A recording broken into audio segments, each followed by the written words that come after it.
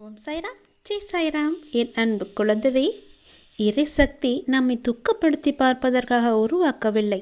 நம் மூலமாக அது வாழ்ந்து கொண்டிருக்கின்றது. நம் மூலமாக அது தன்னை பூர்த்தி செய்து கொண்டிருக்கிறது.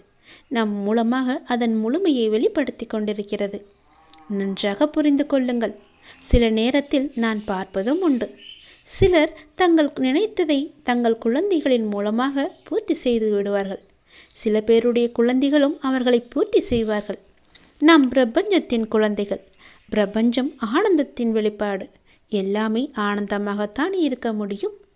நாம் ஆனந்தமாக வாழ்ந்தமையானால் பிரபஞ்சம் நம் மூலமாக எதை அடைய வேண்டும் என்று நினைக்கின்றதோ அதை நிறைவேற்றி கொள்ளும். அப்போது நம் பிரபஞ்சத்தின் இச்சையை பூர்த்தி செய்கின்றோம். அதாவது நம்முடைய குடும்பத்தில் பார்த்துமையென்றால் அப்பா சுத்தி எழுதி வைத்திருப்பார். அதே சமயம் ஏதாவது ஒரு கடமையும் செய்ய வேண்டும் என்று சொல்லிவிட்டு போயிருப்பார். இந்த சொத்தெல்லாம் உனக்குத்தான். ஆனால் வருடத்தில் ஒரே ஒரு முறை அண்ணாமலையாருக்கு ஒரு மண்டகப்படி நடத்திவிடுவென்று அதிலும் எழுதியிருப்பார். அந்த கடமையை நாம் செய்தோமானால் சொத்தை அனுபவிப்பதற்கான தகுதி நமக்கு வந்துவிடும். ஆனால் அந்த கடமையை செய்யவில்லை என்றால் சொத்தை அனுபவிப்பதற்கான தார்மீகமான தகுதி நமக்கு கிடையாது. இந்த பிரபஞ்சம் கடவுள் நமக்கு அளித்த சொத்து. அவர் நமக்கு இட்டிருக்கின்ற கட்டளை. ஆனந்தமாகவே வாழ வேண்டும். ஆனந்தமாகவே வாழுங்கள்.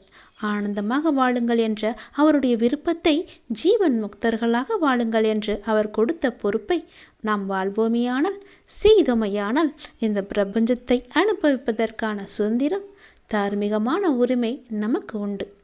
ஆனால் அவர் சொன்ன மாதிரி ஜீவன் முக்தர்களாக நாம் வாழவில்லை என்றால் அவர் கொடுத்த இந்த சொத்தை அனுபவிப்பதற்கான எந்த விதமான தார்மீக உரிமையும் நமக்கு ஏற்படாது. அதை அனுபவிக்கவும் முடியாது. அவர் சொல்வது போலவே நாம் நடந்து கொள்ள வேண்டும். அவர் நமக்கு ஒரு கட்டளை இட்டிருக்கிறார் என்றால் அந்த கட்டளைப்படிதான் நாம் வாழ வேண்டும். அவர் சொன்னது போலவே நாம் செய்து வந்தால் அவர் நமக்கு கொடுக்கும் எல்லா வகையான செல்வங்களையும் சொத்துக்களையும் நாம் அனுபவிக்கலாம். அவர் சொல் பேச்சை கேட்காமல் மீறி நடந்தால் அவர் நமக்கு எதுவுமே செய்ய மாட்டார். அதுபோலதான் சாயப்பா சொல்வது உன்னுடைய நன்மைக்காகவே. அவர் சொல்வது போலவே நீ செய்து வந்தால் உன் வாழ்க்கையில் எல்லா மாற்றங்களும், செல்வங்களும், நன்மைகளும் உனக்கு கிடைக்கும். அவர் பேச்சை மீறி அலட்சியம் செய்து போனால் உனக்கு நஷ்டம் மட்டுமே ஏற்படும்.